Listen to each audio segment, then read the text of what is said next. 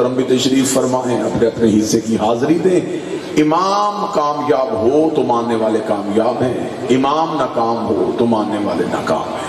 یہ ہے گفتگو کا آغاز، یہ ہے گفتگو کا ابتدائیہ۔ آئیے قرآن سے پوچھتے ہیں کہ سچے امام کے پیچھے چلنے میں اجر کیا ملتا ہے، برے امام کے پیچھے چلنے سے حشر کیا ہوتا ہے۔ خدا کے اندر چاندنی رات تھی، دو امام گھر سے نکلے، ایک حق کا امام ایک باطل کا امام۔ حق کے امام کا نام موسیٰ، باطل کے امام کا نام فرعون۔ آگے موسیٰ، پیچھے موسیٰ کی قوم، پیچھے فرعون، پیچھے فرعون کا لشکر۔ موسیٰ مٹھی بھر بندوں کو فرعون کے لشکر سے بچا کے جا رہے تھے۔ قرآن کہتا سامنے آ گیا دریا، موسیٰ کی قوم نے کہا مروا دیا تو نے موسیٰ، آگے بھی موت پیچھے بھی موت، آگے جائیں دریا میں گرے، پیچھے جائیں فرعون پکڑے۔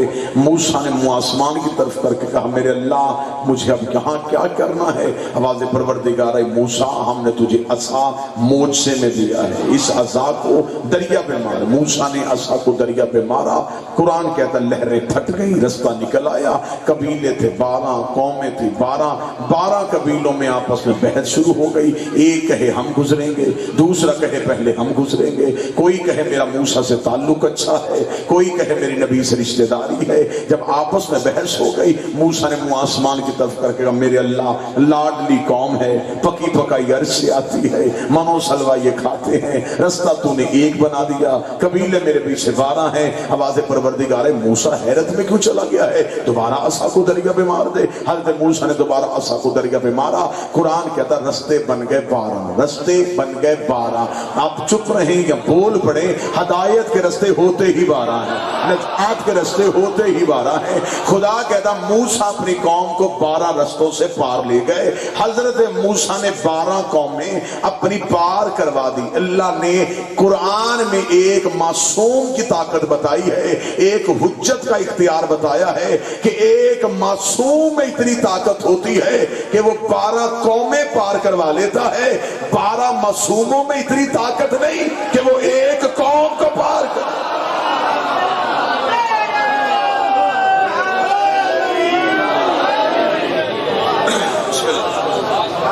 اگر ایک معصوم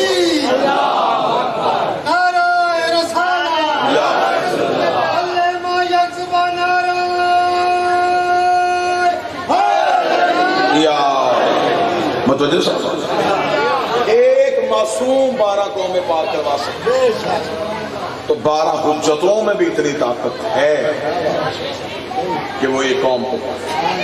اب جو میں نے فلسفہ بیان کرنا ہے، حضرت موسیٰ کے پیچھے جتنے تھے سارے پار گئے، فرعون کے پیچھے جتنے تھے سارے غرق گئے۔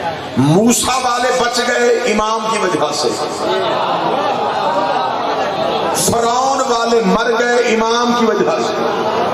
موسیٰ اپنے پار لے کے چلا گیا۔ جب حضرت موسیٰ اپنی قوم کو لے کے دریا سے گزر رہے تھے تو قوم نے پیچھے مڑ کے دیکھا کہ فرعون بھی اسی رستے پہ اتر آیا ہے۔ انہوں نے کہا اللہ کا نبی معجزہ ہمارے لیے تھا، یہ فرعون اس رستے سے کیوں آ رہا ہے؟ خدا سے کہہ لہروں کو ملا دے، رستہ بند کر دے، فرعون کو پیچھے روک۔ آواز پروردگار موسیٰ تو اپنے بچا، میں نے آج صرف فرعون نہیں مارنا، میں نے آخری فرعونی بھی مارنا ہے۔ مجھے صرف فرعون سے انتقام نہیں لینا، مجھے اس کے ماننے والوں سے بھی انتقام لینا ہے۔ قرآن کہتا حضرت موسیٰ کا آخری دریا سے قدم نکال رہا تھا، فرعون کا آخری دریا پہ قدم رکھ رہا تھا۔ خدا کہتا اس دن میں نے ملک الموت کو یہ نہیں کہا تھا کہ اسے مارنا ہے، اسے بچانا ہے، اسے زندہ رکھنا ہے، اسے موت دینی ہے۔ خدا کہتا اس دن میں نے نیل کی لہروں پہ وحی کر دی تھی، موسیٰ والوں کو چھیڑنا نہیں ہے، فرعون والوں کو چھوڑنا نہیں ہے۔ میرا عقیدہ اور میرا ایمان ہے کہ اگر وہی پانی پہ ہو سکتی ہے تو پھر وہی آگ پہ بھی ہوگی۔ اللہ قیامت والے دن دوزخ کی آگ پہ وہی کر دے گا۔ علی والوں کو چھیڑنا نہیں ہے، علی کے منکر کو چھوڑنا۔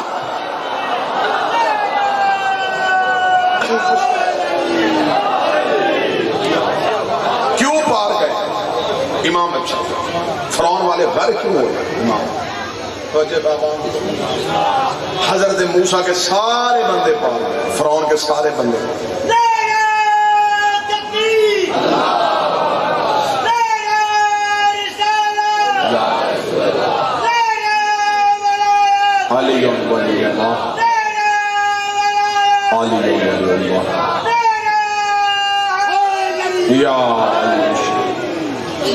حضرت موسیٰ کے سارے بندے پار، امام اچھا،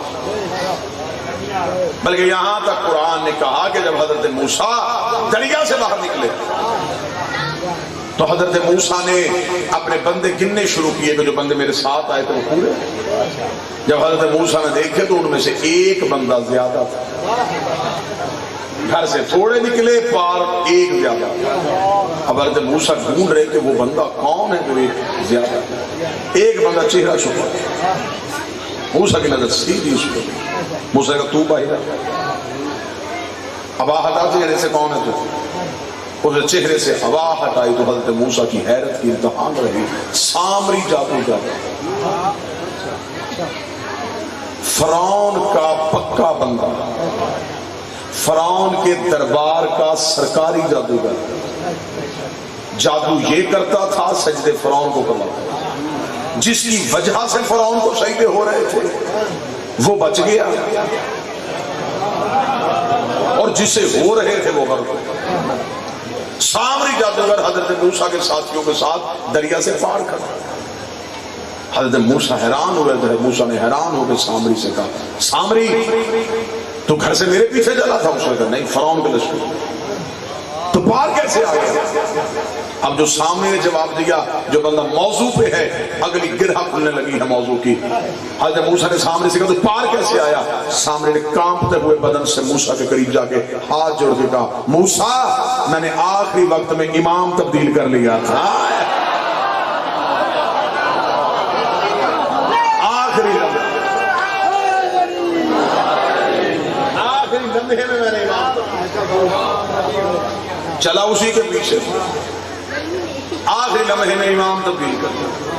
اب پتا چلا کہ حر کا مقدر کیسے پلٹا تھا. حضرت موسیٰ نے کہا، سامری جب تو نے میرا کلمہ ہی نہیں پڑھا تو میرے پیچھے آیا کیوں؟ اس نے کہا، موسیٰ تیرا اختیار مان گیا. حضرت موسیٰ نے کہا، کس لیے مانا تو نے اختیار، کس وجہ سے مانا؟ اس نے کہا، جب تو دریا کے سامنے گھوڑا دوڑاتا ہوا دریا کی طرف جا رہا تھا تو میرے ذہن میں خیال آیا کہ موسیٰ کو نہیں پتا کہ سامنے پانی ہے، تو یہ گھوڑا پانی کی طرف کیوں دوڑا رہا ہے؟ میں نے تیرا چہرہ دیکھا، تیرے چہرے پہ اطمینان تھا، تیرا اطمینان بتا رہا تھا کہ تیرے ساتھ کوئی ہے، لہذا میں نے فوراً تجھے امام مانا. یہ وہی سامری جادوگر ہے جس نے سب سے زیادہ نقصان بھی پہنچا. حضرت موسیٰ 40 دن کے لیے کوہ طور پہ گئے. حضرت موسیٰ واپس پلٹ کے آئے تو حضرت موسیٰ نے دیکھا وہ جو قوم صحیفے لینے کے لیے کوہ طور پہ کھڑی ہوتی تھی ان میں سے ایک بندہ بھی نہیں.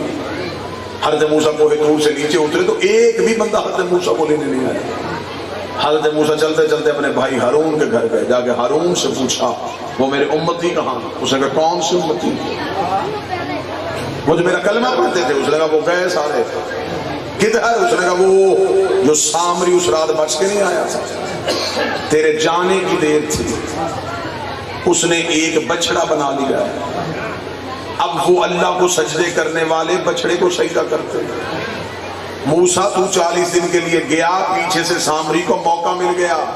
اب مجھے نہیں پتا جملہ کوئی سمجھے گا یا نہیں سمجھے گا. حجت تھوڑے عرصے کے لیے غائب ہو جائے، کئی شرارتیوں کا موقع مل جاتا. حجت کی غیبت کے دور میں اپنے آپ کو قائم رکھنا اسے استقامت کہتے ہیں. موسیٰ آپ نہیں تھے، اس نے بچڑا پڑھا. قوم اکٹھی کر کے اس نے کہا، دیکھو موسیٰ کا اللہ نہ ہم سے بولتا ہے نہ ہمیں جواب دیتا ہے. باتیں بھی موسیٰ سے کرتا ہے، جواب بھی موسیٰ کو دیتا ہے. یہ بچڑا بولے گا بھی ہم سے، جواب بھی ہمیں دے گا. تو جو ہم سے بولتا ہی نہیں اسے کیوں سجدہ کرے گا؟ اس سے کرتے. قوم نے اسے سجدہ کرنا شروع کر دیا. حضرت موسیٰ غضب والے تھے. جلال تو موسیٰ نبی کا مشہور تھا. حضرت موسیٰ جلال میں سامری کے گھر کی طرف دوڑے. جا کے سامری کو گھر سے باہر نکال کے کہا، قتل تو تجھے کروں گا، لیکن یہ بتا کہ وہ بچڑا کہاں ہے جو تیرے کہنے پہ بولتا. تو جو ہے سامری اندر گیا، کپڑے میں لپیٹا ہوا بچڑا لایا، لا کے موسیٰ کے سامنے. حضرت موسیٰ نے کہا، بلا اسے. اب حضرت موسیٰ نے کیوں کہا اسے بلا؟ موسیٰ جانتے تھے کہ اگر یہ جادو کی وجہ سے بولتا ہے تو نبی کے سامنے جادو نہیں ہوتا. میری سمجھ میں آج تک یہ بات نہیں آئی کہ چھوٹے کے سامنے جادو نہیں ہوتا، بڑے کے اوپر کیسے ہو گیا تھا؟ موسیٰ نبی نے کہا بلا، جب اتنا کہنا تھا سامری نے موسیٰ کی طرف دیکھا کہ اللہ کا نبی تو جو سمجھ رہا ہے ویسا ہونا نہیں۔ حضرت موسیٰ نے کہا کیا مطلب؟ اس نے کہا آپ سمجھتے ہیں کہ اس نے بولنا نہیں، اس نے بول لینا۔ حضرت موسیٰ نے کہا بلا، سامری نے اشارہ کیا، بچڑا بول پڑا، بچڑا بول پڑا حضرت موسیٰ کے سامنے۔ آپ کچھ بھی چپ نہیں ہوئے جو حضرت موسیٰ ہوئے، حیرت زدہ ہو گیا اللہ کا نبی، انگشت بے دندہ ہوا، حیرت کی انگلی کو دانتوں میں دبایا۔ قرآن کہتا بول کے کہا فما خطبکم سامری، سامری تو صرف اتنا بتا تیرے کہنے پہ یہ بولا کیسے؟ نہ تو نبی، نہ تو معصوم، نہ تو حجت، تیرے کہنے پہ بے جان بچڑا کیسے بولا؟ اتنا جملہ کہنا تھا سامری۔ اب جو نتیجہ سننا چاہے، سامری نے ہاتھ جوڑ کے کہا اللہ کا نبی موسیٰ اگر حقیقت بتاؤں تو سن پھر حقیقت، جب تو دریا میں رستہ بنا کے جا رہا تھا تو میں بھی تیرے پیچھے نکلا ہوا تھا، میرے ذہن میں خیال آیا یہ موسیٰ کے لیے رستہ کیسے بن گیا، کیونکہ میں پیشے کے اعتبار سے جادوگر تھا تو میں کھوج لگانا چاہتا تھا یہ دریا نے موسیٰ کو رستہ کیسے دیا۔ سامنے نے کہا موسیٰ میں نے تیرے آگے ہو کے دیکھا تو تیرے آگے بھی گھوڑے میں ایک جوان جا رہا تھا جو تجھے رستہ دکھا رہا تھا، اس کے چہرے پہ نور کا نقاب تھا۔ میں اس گھوڑا سوار کو تو نہیں پہچان سکا لیکن میں نے اتنا ضرور دیکھا ہے اس کا گھوڑا جہاں سے سم کھینچتا تھا بنجر زمین سے سبزہ نکل رہا تھا، زمین سے نور نکل رہا تھا۔ اس نے رات کی تاریکی کا فائدہ اٹھاتے ہوئے میں اس گھوڑے کے قریب گیا، اس نے اپنا سم اٹھایا، میں نے اس کے سم کے نیچے والی مٹی ہٹائی، فَقَذَفَتْ إِلَيْهِ، میں نے وہ اپنی جیب میں چھپا لی۔ یہ وہی مٹی ہے، یہ وہی مٹی ہے جو میں نے جوہر حیات سمجھ کے اس بچڑے کے منہ میں ڈالی اور بچڑے نے بولنا شروع کر دیا۔ اب آؤ علماء اسلام سے پوچھے ہمیں بتاؤ وہ موسیٰ کے آگے کون تھا؟ شیعوں نے کہا یہ وہی تھا جو نبیوں کا حاجت روا ہوتا ہے، جو نبیوں کا مشکل کشا ہوتا ہے۔ اہل سنت نے کہا نہیں نہیں، یہ حضرت علی نہیں تھے، یہ تو جناب جبرائیل تھے جو حکم پروردگار کے ساتھ موسیٰ کو رستہ دکھا رہے تھے۔ چل میں سنی بھائیوں کی مان لیتا ہوں یہ جناب جبرائیل تھے، مجھے بول کے بتا جبرائیل ہے کون؟ علی کا شاگرد، حسنین کا درزی، بطول کا نوکر، اور جس کے نوکر کے گھوڑے کے سم میں اتنی طاقت ہے اس کے بیٹے کے ذوالجناح میں کتنی طاقت۔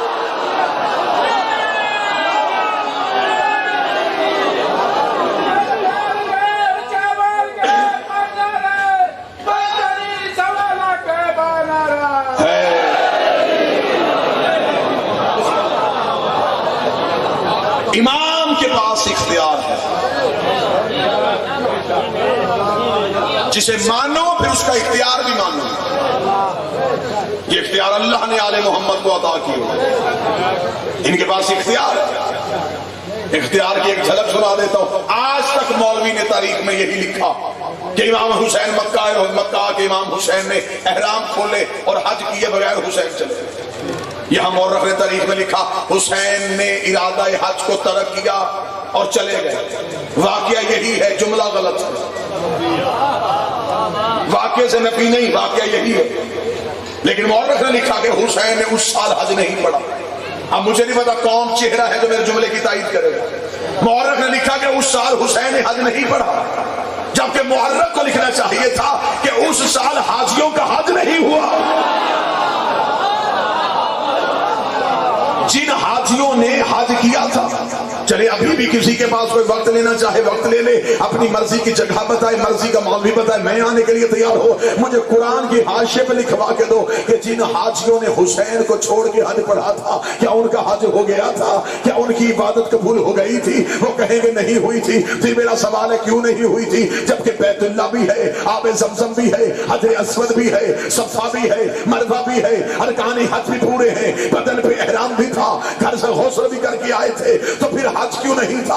وہ کہتے اس لیے نہیں تھا کہ اس حج میں حسین نہیں تھے، اس حج میں حسین نہیں تھے۔ اس کا مطلب مولوی مان گیا ہے کہ جس عبادت سے حجت نکل جائے پیچھے وہ عبادت نہیں رہتی۔ مجھے نکھرے ہوئے چہرے چاہیے۔ حج سے بیٹا چلا جائے تو حج نہیں ہوتا، نماز سے باپ چلا جائے۔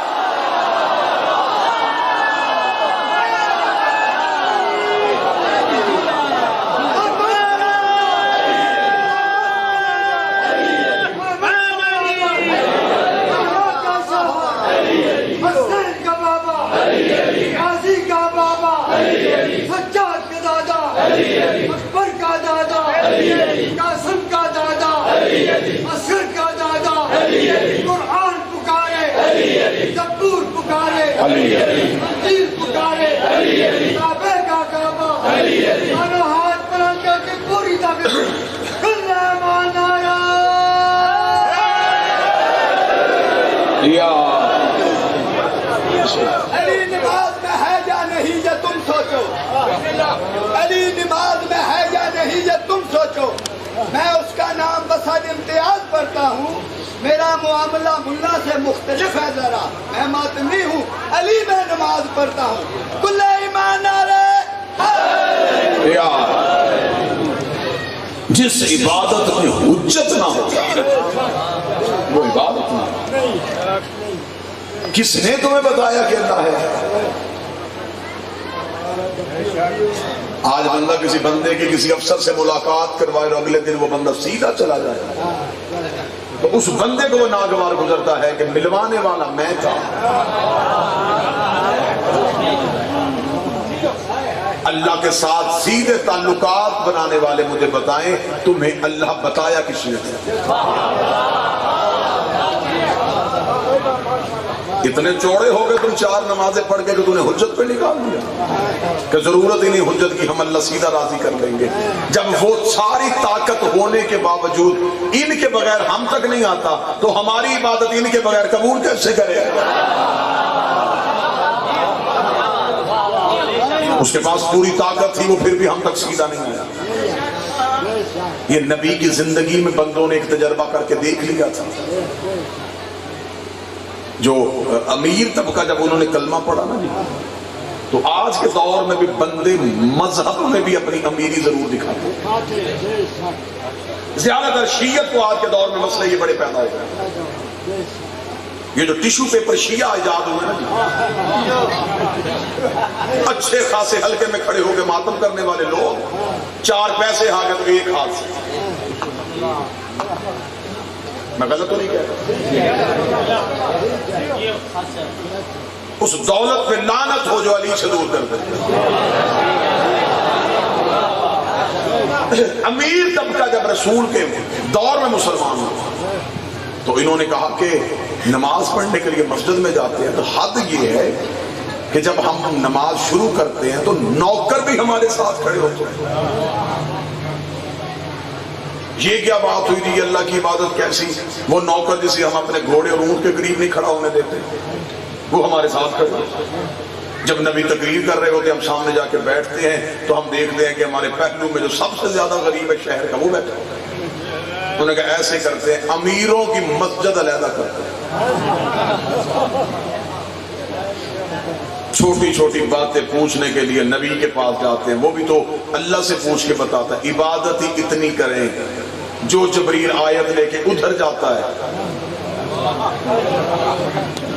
خاموش کیوں ہے؟ وہ ادھر آ جائے گا، عبادت سے اللہ راضی کر لیں گے، سجدوں سے اللہ راضی کر لیں گے۔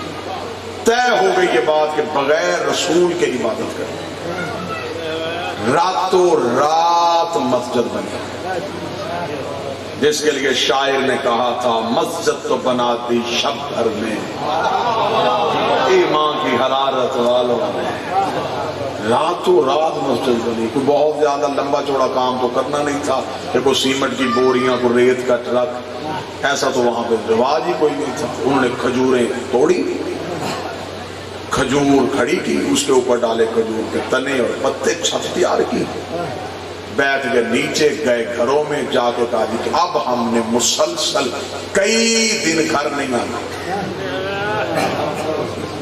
ہم جا رہے ہیں اللہ کے گھر، رہنا بھی ادھر ہے، کھانا پینا تم نے ہمارا مسجد میں بھیج دینا ہے، بستر ہم ساتھ لے کے جائیں، ہم نے کرنی ہے صرف اللہ کی۔ ایسا نہیں ہو سکتا کہ ہم کھانا کھانے کے لیے گھر آئیں اور پیچھے سے آیت آئے، رہیں گے مسجد میں۔ یہ کوئی کہانی نہیں، قرآن میں پورا واقعہ ہے۔ مسجد الزرار، تکلیف دینے والی مسجد۔ ہر مسجد سکون نہیں دیتی، کچھ مسجدیں تکلیف دیتی۔ یہ تکلیف دینے والی مسجد بن گئی. پوری رات بندے اس مسجد میں اللہ کی عبادت کرتے رہے, خضوع و خشوع, رونا و گریا, لمبی لمبی رکعتیں, لمبی لمبی نمازیں, اللہ کو راضی کرنے کی کوشش کرتے رہے. صبح تک نمازی جبریل کا انتظار کرتے رہے, ابھی فرشتہ آئے گا, ابھی اللہ کا حکم آ جائے گا, ابھی وحی پروردگار آ جائے گی. صبح جبریل کے پر نبی کے قدموں پہ آ کے لگے اور جبریل نے کہا اللہ بعد ہدیہ درود و سلام کہتا ہے, اپنے ساتھیوں کو ساتھ لے, اس مسجد کو گرا بھی جلا بھی, گرا بھی جلا بھی, گرا بھی جلا بھی. نبی نے کہا جبریل اللہ سے کہے مجھے نہیں مانتے, تجھے تو مانتے ہیں. جبریل نے کہا خدا کہتا ہے میں لعنت کرتا ہوں اس عبادت میں جس میں میں ہوں اور تو نہ ہو.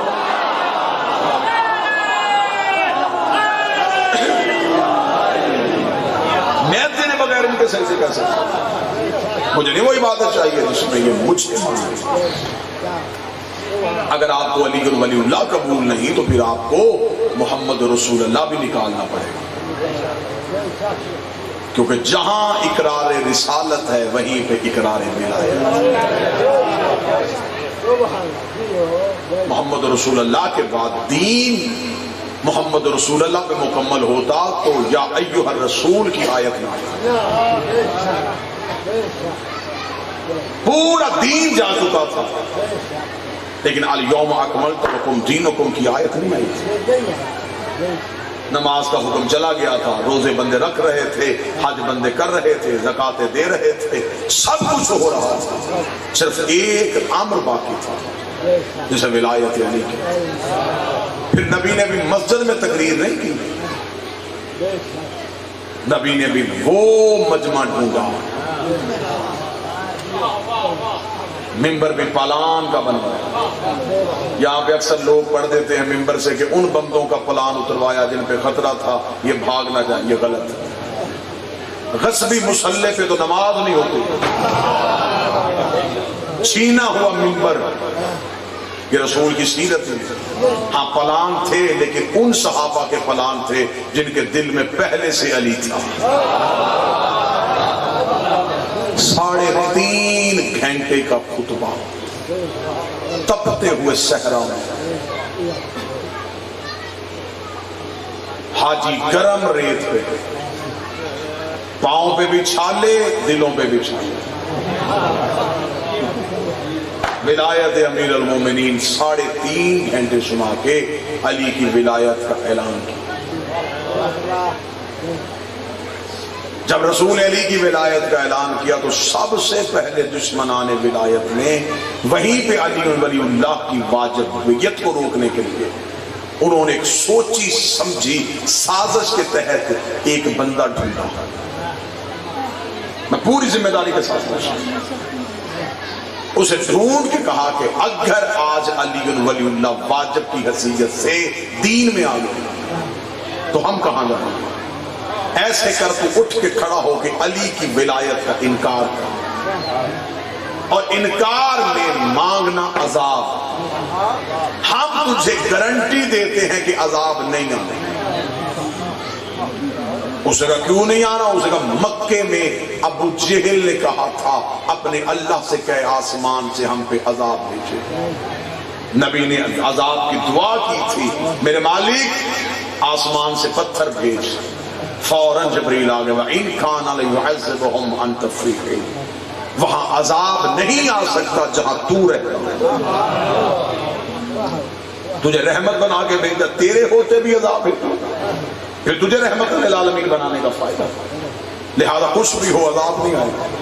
تو ابو جہل تو اللہ کو بھی نہیں مانتا تھا, محمد کو بھی نہیں مانتا تھا, اس نے عذاب مانگا تو اس نے نہیں بھیجا. تو لا الہ کو بھی مانتا, محمد رسول اللہ کو بھی مانتا, تو نے تو صرف علی کی ولایت کا انکار کرنا ہے. تو مانگ عذاب, ہم گارنٹی دیتے ہیں عذاب نہیں آئے گا. تو عذاب مانگے گا, عذاب نہیں آئے گا. ہم باہر سے شور کر دیں گے, بھائی سمجھ کے ولایت کا اعلان کر دیا, اللہ کی کوئی مرضی شامل نہیں ہے. علی ولی اللہ پڑھنا ہے پڑھو, نہیں پڑھنا تو نہ پڑھو. ہم ولایت علی کو معاذ اللہ ناقص قرار دے دیں گے. بندوں کی سوچی سمجھی سکیم کے تحت اسے علی ولی اللہ کے انکار کے لیے کھڑا کر دیا گیا. ادھر اس نے عذاب مانگا, ادھر آسمان سے پتھر چل چلا خدا کا سال سائلم بے عذاب واقع، اس نے سوال کیا ہم نے فوراً عذاب واقع کیا اور وہ عذاب بھیجا جو ہم نے کافروں کے لیے تیار کر کے رکھا تھا۔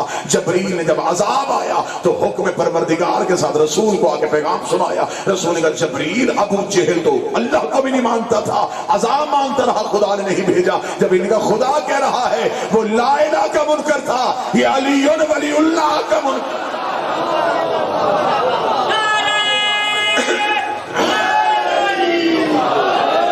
ولایت علی کا انکار وہ جرم ہے جس کی معافی نہیں۔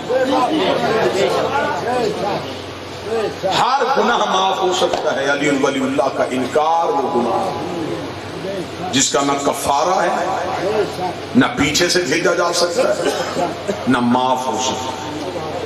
اس لیے کہ تکمیل دین کا نام ولایت ہے۔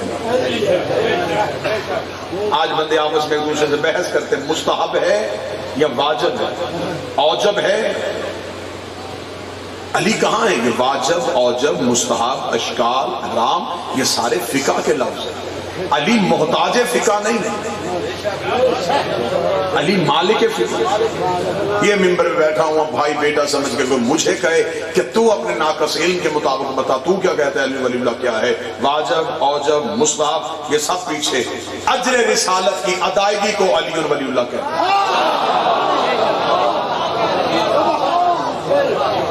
جو چاہتا ہے کہ وہ رسالت کے اجر کو ادا کرے، اس میں واجب ہے کہ وہ ولایت ہے۔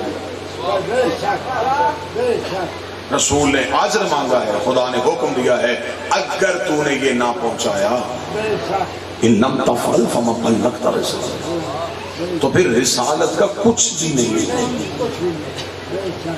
لہذا علی ولی اللہ کے واجب میں سب سے بڑی دلیل ہے خدا کا لہجہ۔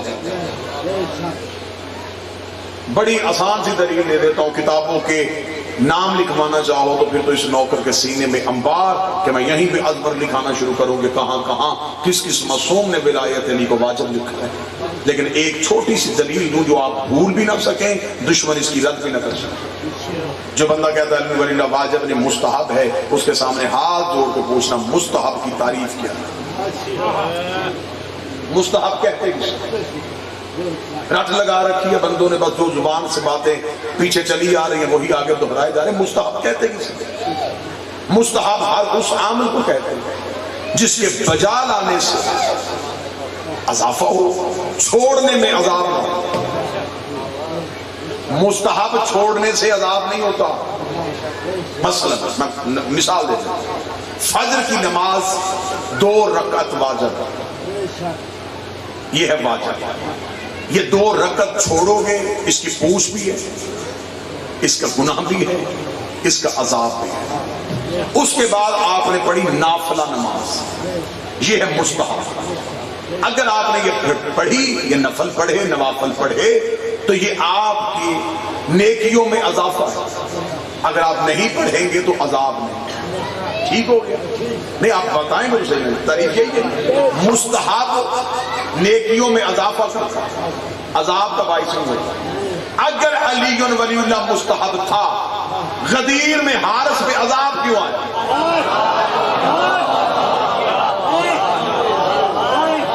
یا تو کوئی ہمیں لکھ کے دے کہ یہ عذاب علی ولی اللہ کے انکار کی وجہ سے نہیں۔ ہر ایک نے لکھا کہ اس نے ولایت علی کا انکار کیا تو اللہ نے عذاب بھیج دیا۔ تو عذاب تو آتا ہے واجب کے انکار پہ۔ ولایت امیر المومنین اجر رسالت کی ادائیگی کا جہاں لا الہ الا اللہ پڑھو وہاں محمد رسول اللہ کا اقرار کرو، جہاں اقرار محمد رسول اللہ کرو وہاں واجب ہے علی ولی اللہ کا اقرار۔ ساری زندگی علی کو چھوڑ کے ادھر ادھر آنکھیں بند کر کے گزارا کر لو گے، قبر میں جا کے کیا ہوگا؟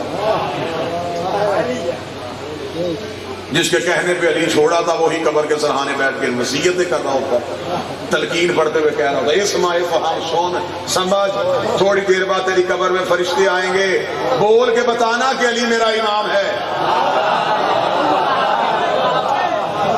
پھر اسے یہ بھی بتانا حسن بھی میرا امام، حسین میرا۔ اس وقت مولوی کا گریبان پکڑ کے پوچھنا، زندگی میں ایک ہی گواہی نہیں دینے دیتا تھا۔ قبر میں 12 کی ولایت امیر المومنین مذہب شیعت کی پہچان بنا، دشمن ہم سے ہماری پہچان چھین گئے۔ چلیں آپ تو اس وطن کے ہیں، میرا علاقہ یہ نہیں ہے، واجب الاحترام برادر میرے بھائی ذاکر اہل بیت ہے، مالک زندگی صحت کے ساتھ عطا فرمائے، ان کا یہ علاقہ نہیں۔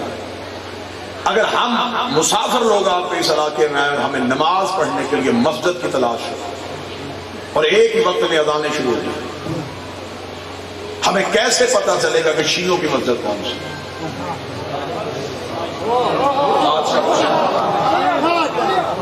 جس میں علی ولی اللہ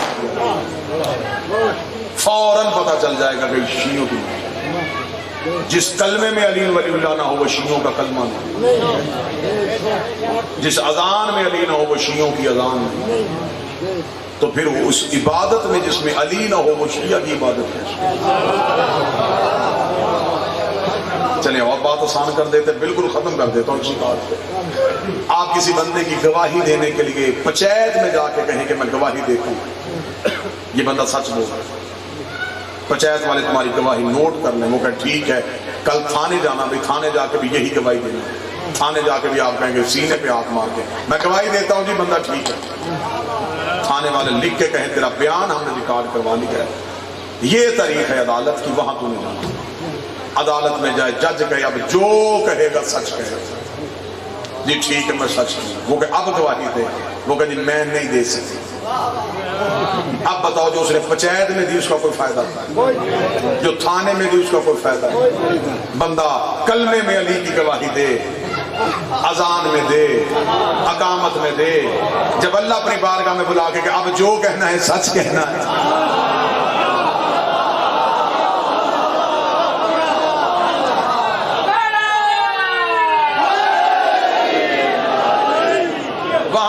کہ میرے اللہ اب کو گنجائش نہیں کہا، تو پھر وہ کلمے والی گواہی کا کوئی فائدہ۔ کس نے کہہ دیا کہ یہ ذاکروں نے شروع کیا جی علی ولی اللہ، اس سے پہلے تو یہ مسئلہ تھا ہی نہیں۔ کتنی پرانی کتاب چاہیے میں وہ دکھا دوں، 1200 سال پرانی کتاب چل جائے گی؟ کون سی کتابیں چاہیے؟ اصل میں یہ ہوا کہ ہر دور میں پیسہ حکومتیں علی کے خلاف استعمال، اتنا خطرناک ہے عقیدہ حق۔ آج جو بندہ علی ولی اللہ پہ قائم ہو جائے نا، رشتہ داروں کی مخالفت، گاؤں چک والوں کی مخالفت، کوئی کہتا اسے مجلس نہیں کروانے دینا، کوئی کہتا نہیں یہ جو بس یہ تو چلا گیا، یہ تو شیعہ رائے۔ علی ولی اللہ کی خاطر بندے کہتے تھے ہمارا لوگ فون اٹینڈ نہیں کرتے، ہمیں لوگ چھوڑ دیتے ہیں، تو میں ان بندوں کو تسلی دینے کی خاطر ایک جملہ کہا کرتا ہوں، علی ولی اللہ اتنا مشکل ترین مرحلہ ہے، علی ولی اللہ کی خاطر لوگوں نے محمد کا جنازہ چھوڑ دیا تھا۔ 1,25,000 بندہ غدیر میں کھڑا تھا، 11 بندے نبی کے جنازے تھے۔ کیوں چھوڑا تھا جنازہ؟ کیا دشمنی تھی؟ صرف علی۔ 25 سال کا دور امیر المومنین کا گھر میں بند رکھا، ولایت علی کی دشمنی۔ پھر اس کے بعد امت نے بدلے لینے شروع کیے، ہر دور کا امام قتل کیا، علی ولی اللہ کو۔ یہ شیعت، یہ ولایت علی پھولوں کی سیج سے ہو کے ہم تک نہیں پہنچی، یہ تلواروں کے دھاروں سے گزر کے ہم تک پہنچی۔ اب یہ جو دور ہمارا ہے یہ ہے غیبت کا دور، ہم ہیں بالکل ظہور کے قریب، کسی بھی لمحے میں صدا آ جائے۔ میرے مالک کا فرمان ہے کہ آخری جنگ بھی ہماری ولایت میں ہو۔ اب لوگ ہم سے کہتے ہیں وہ روایتیں اب کتنی چھپا سکیں گے، اب تو بچوں کے ہاتھ میں انگلیوں کے نیچے کائنات کی لائبریری ہے، اب تو وہ مولوی کا محتاج ہی رہا کہ مجھے کتاب لکھا، اس کی انگلیوں کے نیچے کائنات کی لائبریری ہے، کہ جب وقت کا امام آئے گا سب سے پہلے شیعہ علماء کے لباس میں لوگ امام کے سامنے صف باندھ کے کھڑے ہو کے کہیں گے فرزند رسول ہمیں آپ کی ضرورت نہیں، ہم نظام دین کو ٹھیک چلا رہے ہیں، واپس چلیں۔ یہ روایت کتابوں میں سب سے پہلی تلوار چلے گی ان کی گردنوں پہ، پھر کتابوں میں لکھا ہے کہ کم شہر کی نہر لہو سے بھر جائے، قائم کے انتقام کی وجہ سے۔ میں 2009 میں پہلی دفعہ گیا تھا، تب نہر چھوٹی تھی، اب نہر بھی بڑی ہو گئی۔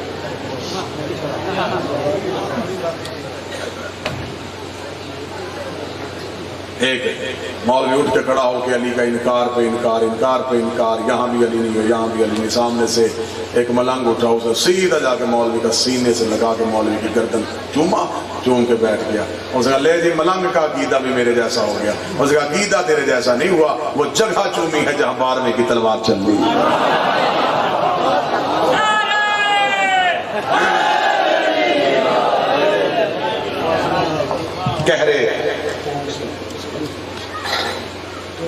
کہرے قائم سے بچو۔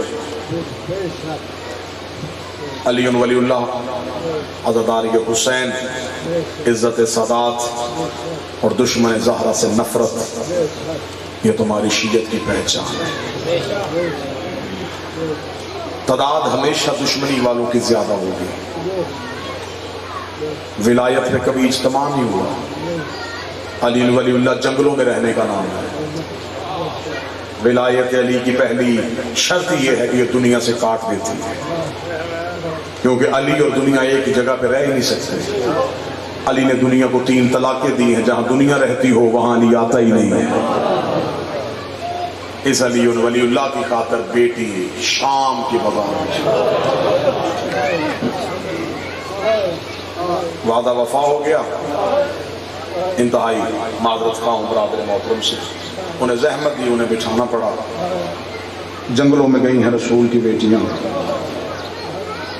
اتنا مسلمانوں نے رسول کے بیٹوں پہ ظلم نہیں کیا اتنا رسول کی بیٹیاں۔ مرد کا بازار میں چلنا آسان، مستور کا رش میں چلنا مشکل۔ ہم بہنیں بیٹیاں لے کے بازار جائیں نا، بازار میں رش زیادہ ہو، بھائی اور بیٹا آگے چلتا ہے، ماں اور بہن پیچھے چلتی ہے۔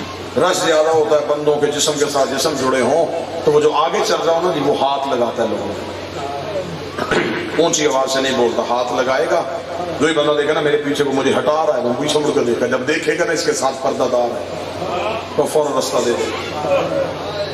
رستہ بنانے والا جب پردہ دار ساتھ ہو تو بول کے رستہ نہیں مانگتا، وہ صرف ہاتھ لگاتا ہے کہ مجھے بولنا نہ پڑے کہ میرے ساتھ میری بہن ہے۔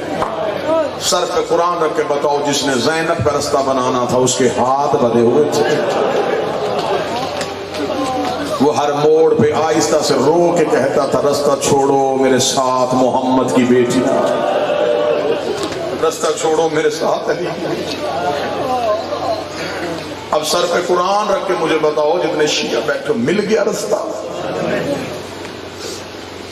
برداشت کر سکو تو 1.5 منٹ پڑھوں گا، روایت سخت ہے، برداشت کر سکو تو برداشت کرنا۔ اللہ آپ کی عقیدت، بانی کی محنت، ذاکرین کی محبت بارگاہ ولی العصر میں قبول اور منظور ہو۔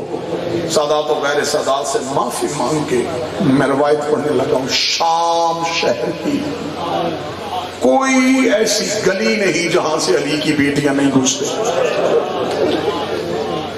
کوئی گلی نہیں، پورے شہر کی چھوٹی گلیوں میں، بڑے بازاروں میں لے کے گئی علی کی بیٹیاں، جبکہ دربار کو ایک ہی بازار جاتا تھا۔